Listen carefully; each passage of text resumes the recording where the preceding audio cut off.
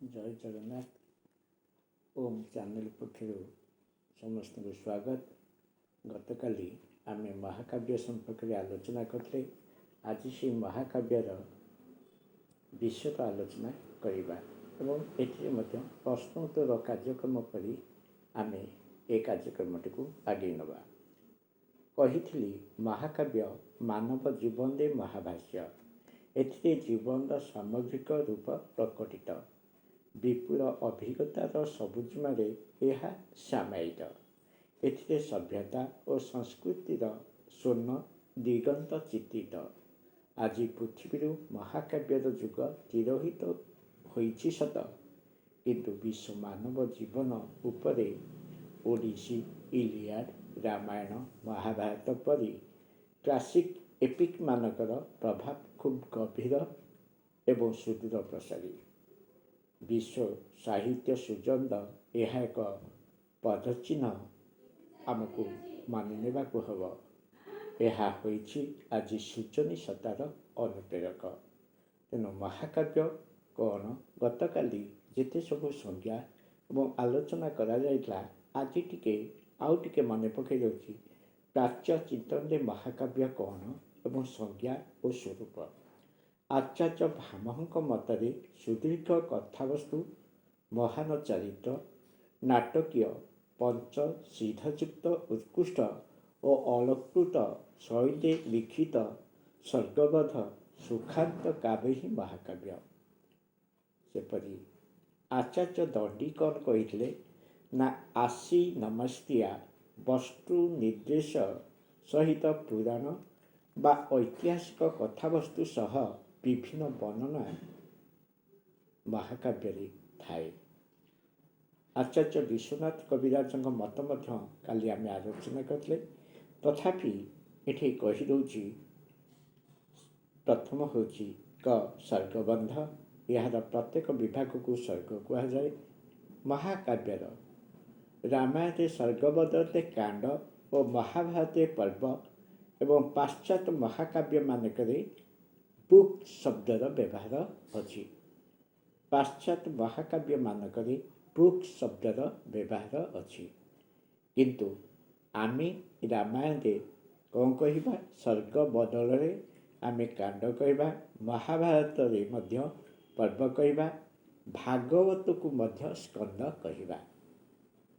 ख जोटा को आमे नवा द्वितीय भागरे जहाँ नायक धीरोत्तर होइथबो। ए नायक देवता होइथबो, कुलीन क्षत्रिय किंबा शतवर्षस होइथबो। आरिस्टोटल एपिक नायक को हायर टाइप कहा जाए। महाकाव्य रस कौन रहिबो ना श्रृंगार रस थिबो, वीर रस थिबो, शांत बा करुण हेबा आवश्यक रही। महाकाव्यर पंच संधि अच्छी, यथा मुख, प्रतिमुख, गर्भ, विमर्श, उपसंहति।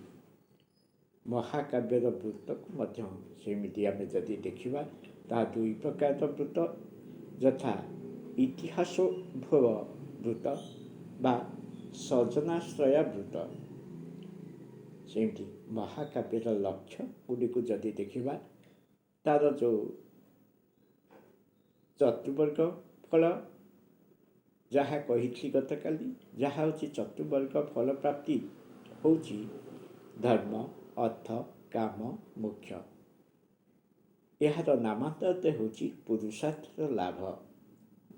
शेष में आम देखा महाकाव्यर आरंभ सूत्र कौन।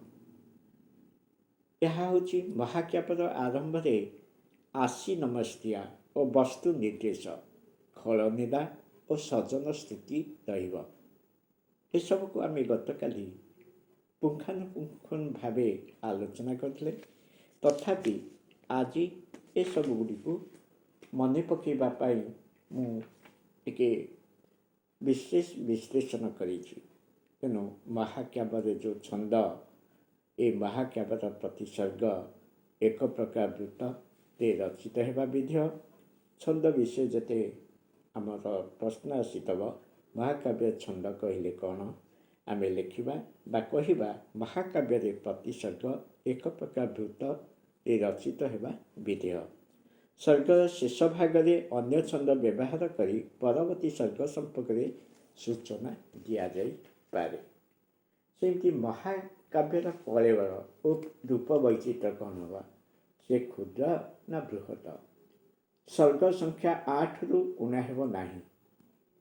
ଅର୍ଥାତ୍ ସନ୍ଧ୍ୟା ଓ ପ୍ରସୋଦାଦି ପ୍ରକୃତି ବର୍ଣ୍ଣନା ସହିତ ଏଥିରେ ମାନବ ଜୀବନ ଚିତ୍ର ପ୍ରଦର୍ଶିତ ହେବା ବିଧେୟ ହେଉଛି ମହାକାବ୍ୟ।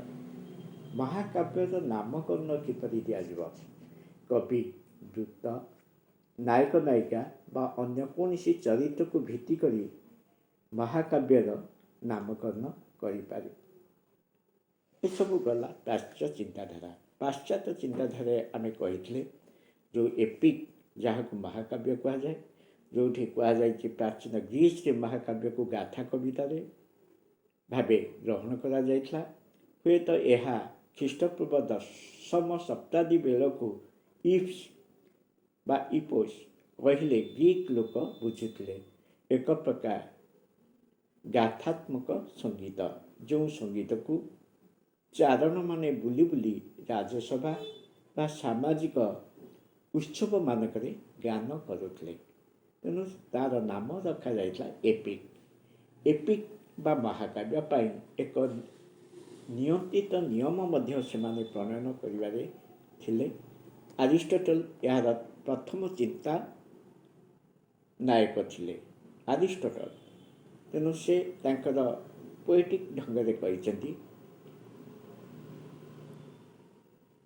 ପୋଏଟିକ୍ସ ନାମକ କାବ୍ୟତତ୍ତ୍ୱ ମଧ୍ୟ ସେ ଲେଖିଛନ୍ତି, ଯାହାକୁ ମହାକାବ୍ୟ ଭାବେ ଧରାଯାଇଛି। ମହାକାବ୍ୟର ଯେଉଁ ଆଲୋଚନା ପୁସ୍ତକ ଭାବେ ବା ଗ୍ରନ୍ଥ ଭାବେ ଧରାଯାଇଛି, ସେଥିରେ ସେ ଦର୍ଶାଇ ଦେଇଛନ୍ତି ମହାକାବ୍ୟ ହେଉଛି ଏକ ମହତ୍ତ୍ୱପୂର୍ଣ୍ଣ ସୃଷ୍ଟି। ଏହା ଟ୍ରାଜେଡି ପରି ଉଦାର। ଏହାର ସ୍ୱରୂପ ଆଦି ମଧ୍ୟ ଅନ୍ତ ସମନ୍ୱିତ। ଏହାର ବିଷୟବସ୍ତୁ ପୌରାଣିକ, ଐତିହାସିକ ବା ବୀରତ୍ୱ ବ୍ୟଞ୍ଜନ କାହାଣୀକୁ ନେଇ ଗଠିତ। ଏହା ହିଁ ହେଉଛି ମହାକାବ୍ୟ। ଜୟ ଜଗନ୍ନାଥ।